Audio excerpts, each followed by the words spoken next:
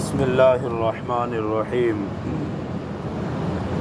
نبی پاک صلی اللہ علیہ وآلہ وسلم نے ایک رکعت میں کئی سورتوں کی تلاوت فرمائی۔ حضرت حذیفہ بن یمان رضی اللہ تعالی عنہ بیان کرتے ہیں کہ میں نے ایک رات رسول اللہ صلی اللہ علیہ وآلہ وسلم کی اقتداء میں نماز ادا کی۔ آپ صلی اللہ علیہ وآلہ وسلم نے سورۃ البقرہ پڑھنی شروع فرما دی۔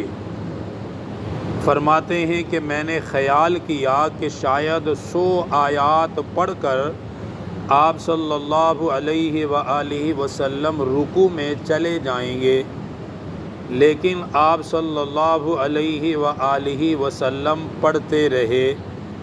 پھر میں نے خیال کیا کہ شاید سورۃ البقرہ ایک رکعت میں مکمل کرنے کے بعد رکوع میں جائیں گے، لیکن نبی پاک صلی اللہ علیہ وآلہ وسلم نے سورۃ البقرہ کو مکمل کیا، ساتھ ہی سورہ آل عمران کو شروع فرما دیا۔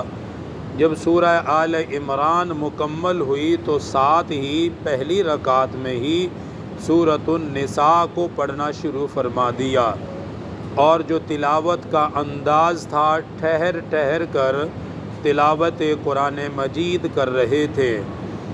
جب تسبیح والی آیات پر پڑھتے، یعنی تسبیح والی آیات کی تلاوت کرتے تو فرماتے سبحان اللہ، اور جب سوال والی آیات پڑھتے تو اللہ تعالیٰ سے سوال کیا کرتے تھے، اور جب تعوذ یعنی پناہ والی آیات پڑھتے تو اعوذ باللہ پڑھا کرتے تھے۔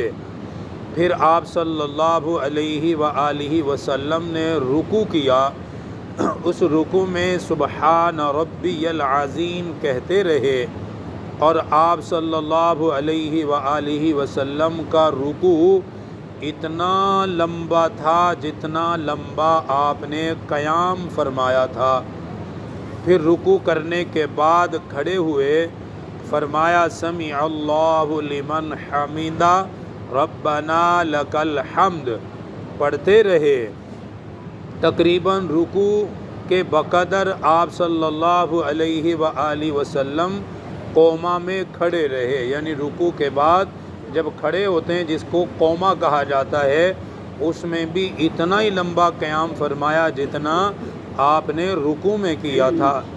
پھر آپ صلی اللہ علیہ وآلہ وسلم سجدے میں چلے گئے، سجدے میں سبحان ربی الاعلیٰ پڑھتے رہے۔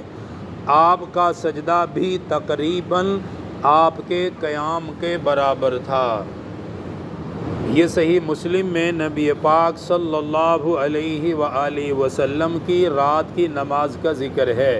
یہ فرض نماز نہیں ہے، یہ رات کی نماز یعنی نوافل میں حضرت حذیفہ بن یمان آپ صلی اللہ علیہ وآلہ وسلم کے ساتھ شریک ہوئے ہیں۔ آپ صلی اللہ علیہ وآلہ وسلم تو ہر روز ہی اتنا لمبا قیام کرتے تھے کہ اللہ تعالیٰ نے پھر خود ہی آپ کو فرمایا کہ رات کا کچھ حصہ قیام کریں اور کچھ حصے میں آپ آرام فرما لیا کریں۔ دیکھیں اس قدر مشقت اٹھاتے تھے عبادت میں کہ اللہ تعالیٰ خود رخصت دیا کرتا تھا، اور اللہ تعالیٰ خود اپنے حبیب کو فرماتا تھا کہ میرے حبیب کچھ آرام بھی کر لیا کریں، رات کے کچھ حصے میں سو بھی جایا کریں۔ تو وہ کتنی عبادت ہوگی کہ جس میں اللہ تعالیٰ بھی کمی کرنے کا فرماتے تھے، کچھ کم کر لو، تھوڑا سا قیام کم کرو، رکوع کم کرو، سجدہ کم کرو۔ اور ہماری حالت کیا ہے؟